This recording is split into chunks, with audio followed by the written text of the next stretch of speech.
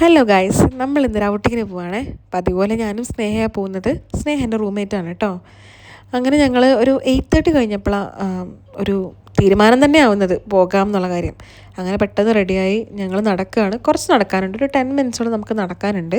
പിന്നെ ഞങ്ങൾ ആ രാത്രിയിൽ കൊച്ചു വർത്താനൊക്കെ പറഞ്ഞങ്ങ് നടന്ന് കുറച്ച് എത്താറായപ്പോഴത്തേക്കും അവിടെ തിരക്കൊക്കെ കണ്ടു. നമ്മൾ എത്താറായ ഹോട്ടലിൻ്റെ മുമ്പിൽ കുറച്ച് തിരക്കൊക്കെ ഉണ്ടായിരുന്നു.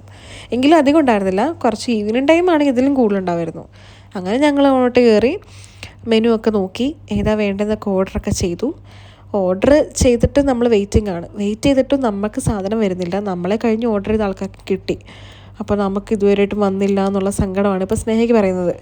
സ്നേഹയ്ക്ക് അതുകൊണ്ട് ഭയങ്കര സങ്കടമാണ്. വേഗം കഴിച്ച് വേഗം പോകാമെന്നാണ് എന്നോട് പറയുന്നത്. പക്ഷേ സാധനം വരണ്ടേ.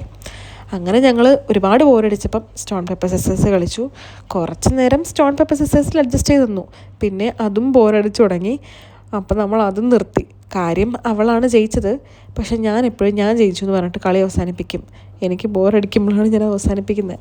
അങ്ങനെ നോക്കിയിരുന്നപ്പോഴത്തേക്കും ചേട്ടൻ മന്തി കൊണ്ട് വന്നപ്പം സ്നേഹയുടെ മുഖത്തൊരു സന്തോഷമൊക്കെ ഉണ്ട്.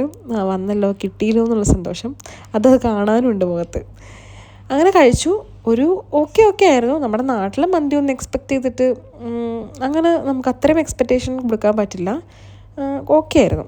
അങ്ങനെ ഞങ്ങൾ പിന്നെ ടൈം ഒരു 9:30 9:45 കഴിഞ്ഞതുകൊണ്ട് വേഗം നമ്മൾ ഫ്ലാറ്റിലോട്ട് കയറുകയാണ് ചെയ്തത്. അങ്ങനെ ഇന്നത്തെ ക്രേവിങ്സ് ഒക്കെ കഴിഞ്ഞു. ഇനി നെക്സ്റ്റ് ടൈം കാണാം. Okay, by.